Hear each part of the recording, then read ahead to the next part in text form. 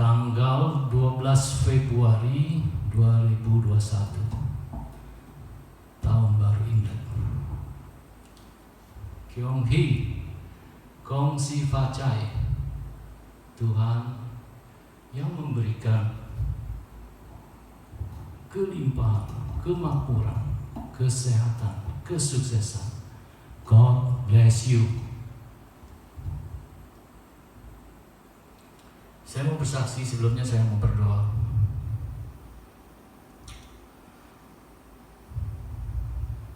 Tuhan Yesus,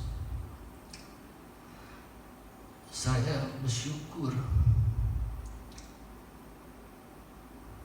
dan saya bangga mempunyai Tuhan seperti Engkau. Semua pelayananku dan doaku yang lama sudah Tuhan jawab. Ampuniku, sucikanku, layakanku, bersyukur, berdoa dalam nama Tuhan Yesus Kristus. Amin.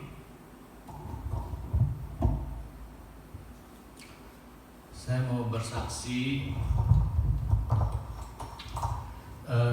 dengan tema pelayananku dan doaku yang lama sudah dibalas, dijawab Tuhan. Untuk yang belum dijawab Tuhan, tenang ya, sabar, teruslah berdoa. Apapun yang terjadi, percaya dengan iman dan andalkan Tuhan. Amin.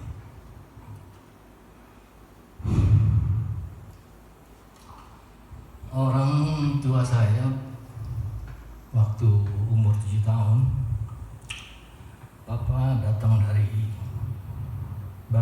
ke Jakarta dari Chungpo, Provinsi Guangzhou, Tafu Mission. Bapak bekerja keras, akhirnya berhasil mempunyai pabrik karet busa di Jatinegara dan di Bogor.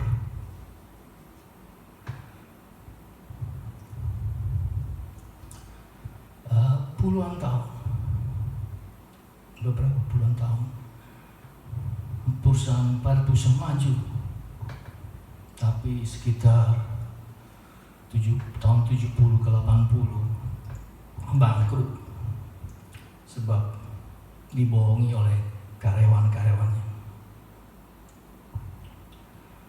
Tapi orang tua saya selalu menyekolahkan pendidikan anak-anaknya di sekolah Kristen dan tetap mengarahkan pendidikan agama Kristen.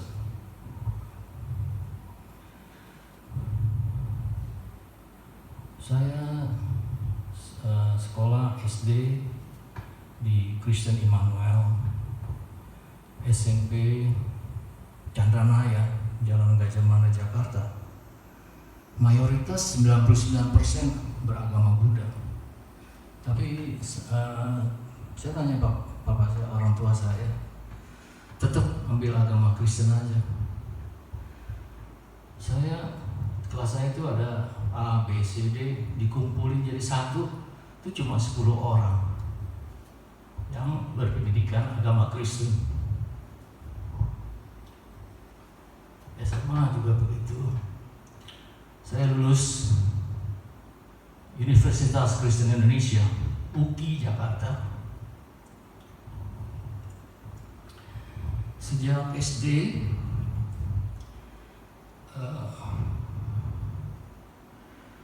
sekitar tersebut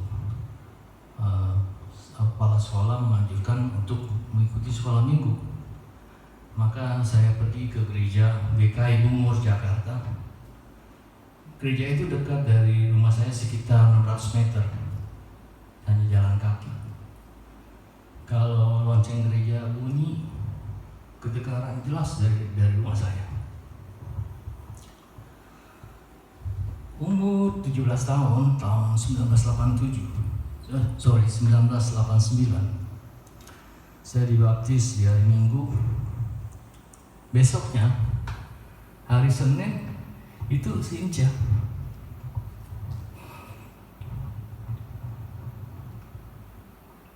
Tahun baru Imlek. Makanya saya selalu ingat.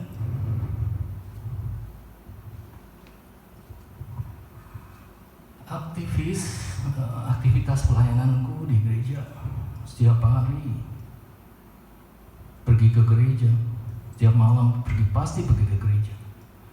Senin mengurusi bidang olahraga, main pingpong, catur dan lain-lain. Hari Selasa rapat atau lain-lain, karena saya pengurus pemuda. Hari Rebo PA Alkitab, penelitian penelahan Alkitab. Hari Kamis ikut kebaktian doa. Lanjut dengan latihan kur, paduan suara.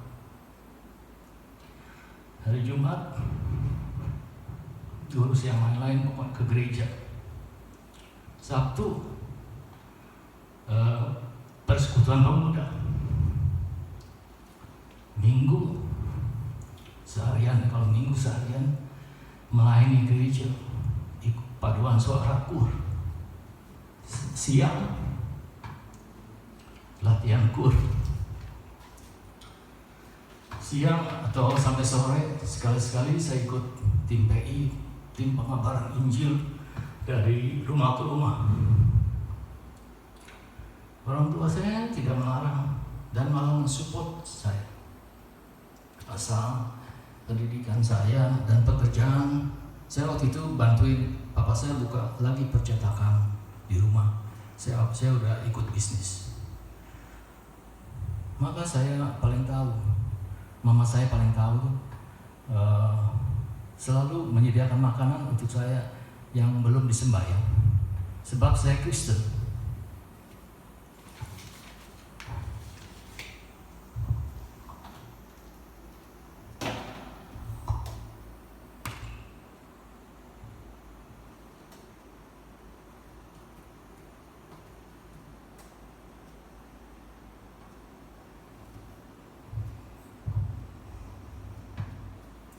Saya pernah bekerja di tahun 1985 sampai 1990 itu di 10 besar perusahaan di Jepang. Tahun 90, 98 saya juga pernah bekerja di perusahaan nomor 1 di Indonesia, perusahaan besar distribusi yang mempunyai satu grup dengan 5 perusahaan pabrik farmasi yang nomor 1 sampai sekarang di Indonesia. Tahun 1998 dan seterusnya saya buka usaha sendiri. Saya pedagang besar farmasi, bahan obat, PPFBO, PT Lokania, Handal Perdana Jakarta. Total hampir 36 tahun saya bekerja dalam bidang yang sama. Sekarang saya sudah berumur 59 tahun. Sudah punya cucu, anak perempuan 1, berumur 2 tahun 6 bulan, lebih dari 2,5 tahun. 2 anak saya juga sudah masuk dalam PT Lokania Handal Perdana. Yang laki lulusan Dr. Bill Cargolo sebagai direktur. Yang perempuan Karen Faye lulusan S2 Master sebagai General Manager. Saya sendiri masih kerja. Saya sebagai Presiden Direktur. Istri saya Vivi sebagai komisaris, sebagai pendukung doa. Tanpa doa perusahaan ini mungkin, perusahaan kecil saya ini mungkin udah nggak ada ya.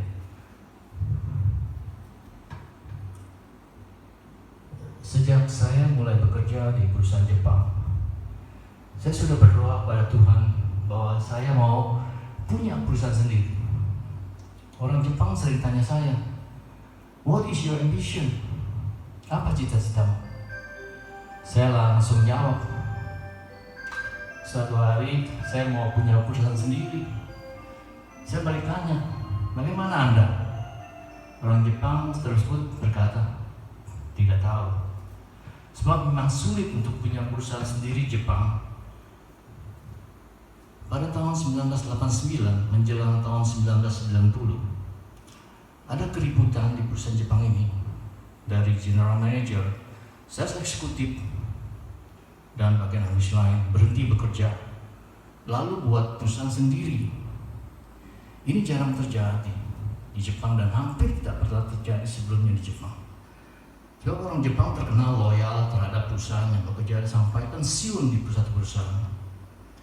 Dan saya ditawari sebagai direktur chief representative perusahaannya di Jakarta dengan gaji yang bagus. Tetapi saya pergi ke distributor nomor 1, bertemu dengan general manager yang biasa saya supply bahan baku obat kepada perusahaan distributor ini. Beliau menjawab, saat ini kami belum ada budget untuk tambah karyawan. Tetapi kalau Anda mau sebagai sales eksekutif dulu dengan gaji yang belum bagus. Tetapi tahun depan kami akan budgetkan untuk kenaikan gaji Anda yang lebih baik. Saya berdoa untuk 2 alternatif ini. Dan Tuhan memberi saya bimbingan untuk memilih bekerja di perusahaan distributor walaupun gaji kecil.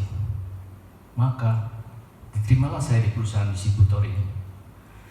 Dan saya mengatakan kepada orang Jepang, maaf, saya memilih bekerja di perusahaan distributor Jakarta.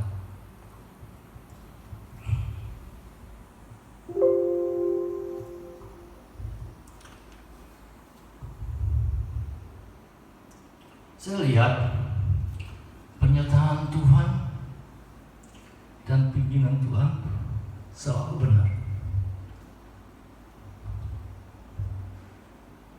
Sekitar tahun 1996, perusahaan Jepang ini ada keributan lagi, dan ada 3 orang keluar untuk buka perusahaan sendiri.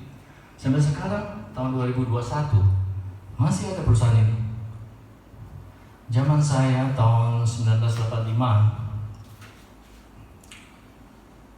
orang Jepang pegang etika bisnisnya sangat baik. Orang Jepang tidak akan mengubah keagenan lokal itu dengan mudah. Tetapi sejak tahun 2015, etika bisnis orang Jepang sedikit mulai berubah. Maunya dapat order besar, kalau tidak mencari distributor lain. Sebab memang persaingan kerja di Jepang sangat ketat. Saya kenal semua orang pemilik perusahaan 3 orang Jepang ini. Ya karena dia dulu tanyain saya, kamu cita-citamu apa? Punya perusahaan sendiri. Nah sekarang dia udah punya duluan ini. Saya agak terlambat. Sebab saya dulu tuh pres-pres Jepang di Jakarta. Jika mereka datang ke Indonesia, saya yang temani mereka kunjungan ke semua pelanggan. Sampai sekarang kalau ketemu, tidak terasa waktu begitu cepat berlalu. Mereka kagum sama saya dan keberhasilan saya mempunyai perusahaan sendiri. Yang selalu saya katakan kepada mereka, Tuhanku hebat. Sebab tanpa Tuhan Yesus, perusahaan saya yang kecil ini bisa dikalahkan oleh pesaing perusahaan-perusahaan yang besar. Pada saya bekerja di perusahaan distributor. Saya selalu jemput tamu prinsipal dari luar negeri. Kadang hari Sabtu, Minggu, sehingga saya harus merelakan kesenangan keluarga berkumpul di hari libur kantor. Dikala saya duduk di airport, saya selalu sering berdoa pada Tuhan. Jika saya punya perusahaan sendiri, pasti saya akan bekerja lebih giat dan saya akan melayani lebih baik lagi prinsip saya.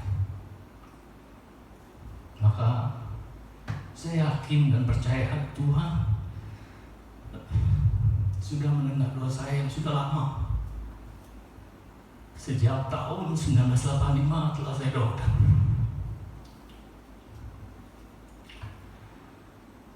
Kerusuhan pada tanggal 11 sampai 13 Mei 1998, saya terlambat pulang, maka saya tidur di kantor Pulau Gadung, Jakarta, bersama teman sekantor, yaitu Direktur Keuangan dan Manajer Cabang Bandung.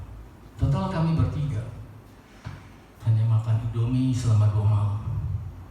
Dan tanggal 13 Mei, jam 5 pagi, saya pulang. Serem, jalanan di jalan tol banyak mobil terbakar. Untung, saya bisa pulang sampai di rumah dengan selamat. Saya melihat ada peluang bisnis. Dikonfirmasi, ada gerakan. Saya dengar suara dari Tuhan. Supaya saya bisa buka usaha sendiri. Sebab saat itu semua wait and see. US dollar terhadap rupiah sekitar 15.000 sampai 18.000. Jabatan saya di Dijbro ini sebagai sales manager. Performa penjualan sangat bagus. Saya mengajukan berhenti ditolak oleh direktur, presiden direktur, dan komisaris bahkan, dengan memberikan kenaikan gaji dengan yang cukup lumayan. Pada saat itu, perusahaan lain banyak karyawan yang diberhenti. Sebab usaha krisis, sepi, lesu. Saya yang jabatan sales manager mau berhenti kerja. Orang banyak yang terheran-heran. Pada saat itu saya punya anak 2, tahun 98. Yang pertama perempuan berumur 10 tahun dan yang kedua laki berumur 7 tahun. Agak takut juga saya waktu itu untuk berhenti kerja. Tapi saya dapat konfirmasi dari Tuhan sangat jelas. Dan saya bersama istri saya berdoa. Saya tetap mengatakan kepada direktur, saya mau berhenti kerja.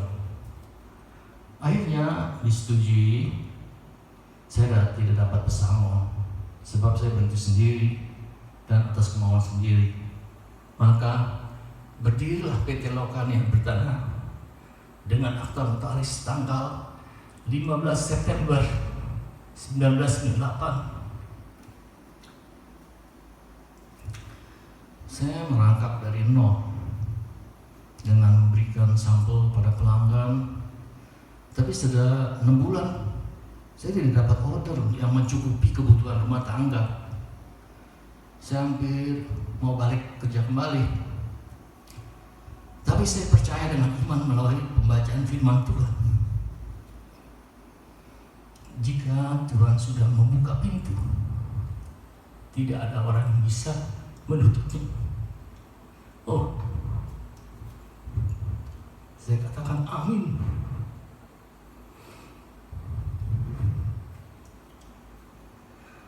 Bulan demi bulan Tuhan memberkati, dapat order terus-menerus, sehingga saya bisa beli ruko, kantor, dan gudang baru. Tahun demi tahun saya terus diberkati Tuhan. Pada tahun 2016 saya bisa beli lagi kantor dan gudang baru. Maka sekarang saya sudah mempunyai 2 kantor gudang dan kantor dan gudang. Puji Tuhan, Allahku dahsyat.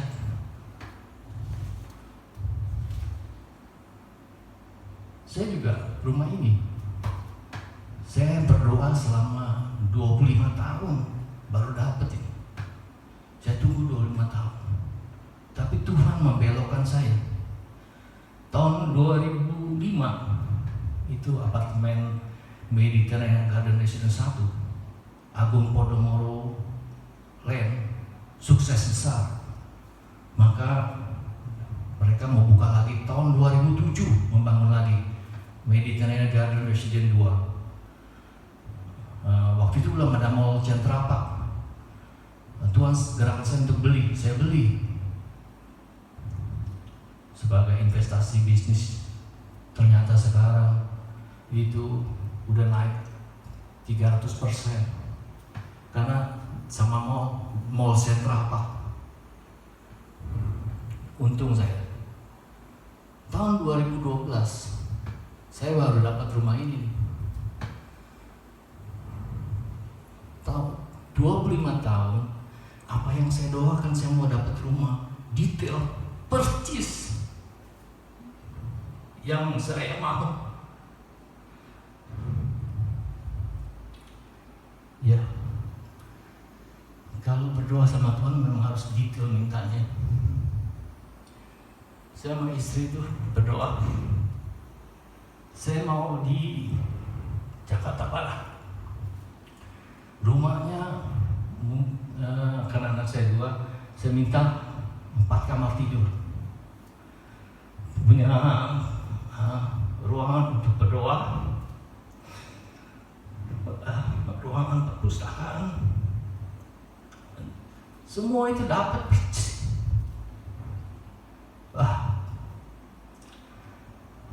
Tuhan memang dahsyat. Thank you, Yesus.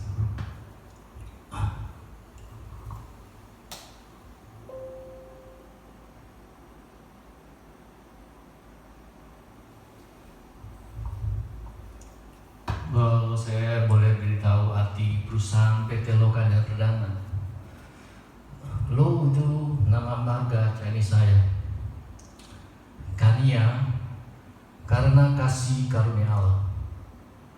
Handal, hebat, perdana pertama.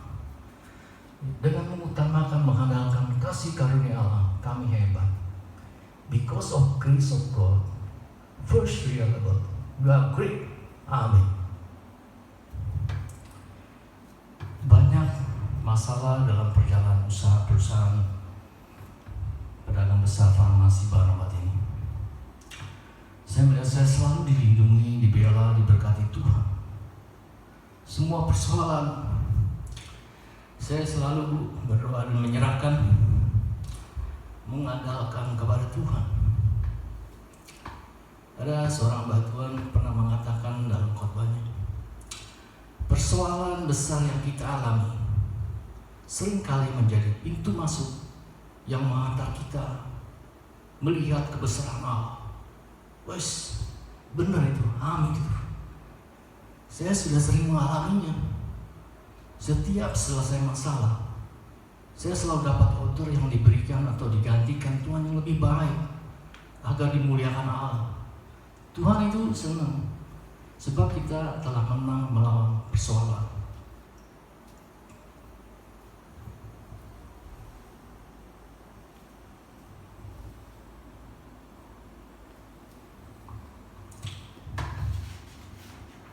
Berdoa itu tidak perlu memaksa Tuhan, dan kita harus menantikan sesuai kehendak Tuhan, karena Tuhan ada langsung dijawab oleh Tuhan. Saya juga banyak dapat doa itu. Kadang-kadang yang 1, 2, 3 hari yang kebutuhan mendesak Tuhan jawab. Ada yang 1 bulan, 2 bulan, 3 bulan. Ada yang setahun, 2 tahun, 3 tahun. Sering yang saya bilang tadi, 25 tahun saya baru dapat rumah ini. Saya baru dapat ruko yang kedua, saya tunggu sampai dari tahun 2016 sampai 1998. Saya tunggu semua, saya serahkan selalu kepada Tuhan. Tuhan itu tepat memberikan waktunya sesuai waktunya yang indah. Sebab Tuhan akan melihat hati manusia. Apa yang kita inginkan? Apakah untuk kemuliaan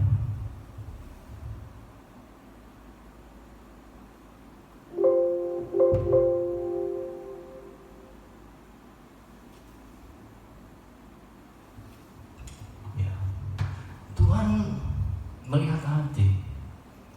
Apa yang kita inginkan ini apakah untuk kemuliaan Allah saja?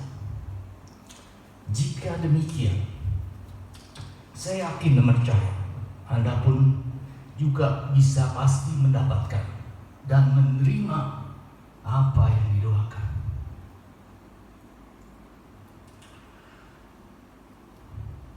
Amin. Saya mau berdoa. Tuhan Yesus, terima kasih atas penyertaan-Mu selama tahun 2020. Keluarga saya dalam keadaan sehat dan selamat. Di tahun 2021 ini, dalam suasana pandemi COVID-19 yang masih ada, kami mau percaya, kami mau dekat, lebih dekat selalu kepada Tuhan. Bersyukur dan berdoa dalam nama Tuhan Yesus Kristus. Amin. God bless you.